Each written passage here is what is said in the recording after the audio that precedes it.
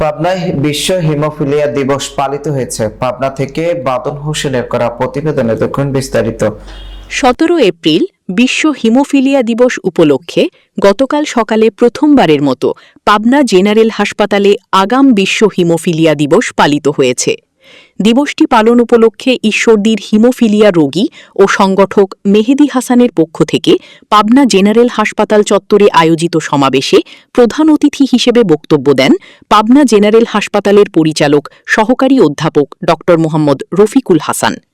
বিশেষ অতিথি হিসেবে বক্তব্য দেন ডাক্তার মোহাম্মদ ইমরান হোসেন। মেহেদী হাসানের সভাপতিত্বে অন্যান্যের মধ্যে বক্তব্য দেন হিমোফিলিয়া নারী পুরুষ রোগীবৃন্দ। পরে হাসপাতাল চত্বরে র্যালি বের করা হয়। মূলত আমাদের ব্লাড ট্রান্সফিউশনের প্রয়োজন, কারণ শরীরের ভেতরে রক্ত পুরনো যে রক্তগুলো সেগুলো সময়ের আগেই নষ্ট হয়ে যায়।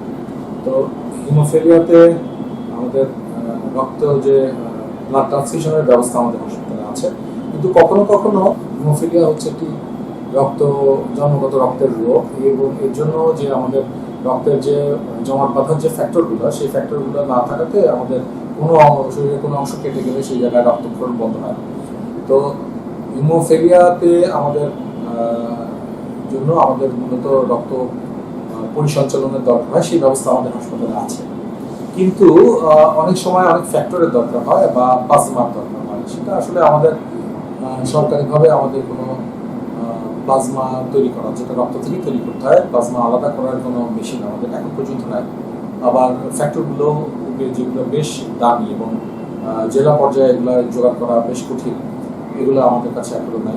তবে আমাদের বর্তমান সরকার এই বিষয়ে উদ্যোগ গ্রহণ করেছেন এবং শীঘ্রই হয়তো আমরা প্লাজমার জন্য আমরা একটা মেশিন পাবো, এবং আমরা আমাদের এই হাসপাতালে একজন রক্তরোগ বিশেষজ্ঞ আছে, ওনার নেতৃত্বে আমরা এই বিষয়ে প্লাজমা এবং যদি আমরা ফ্যাক্টরগুলো পাই, তাহলে আমরা আরো ভালোভাবে হিমোফিলিয়া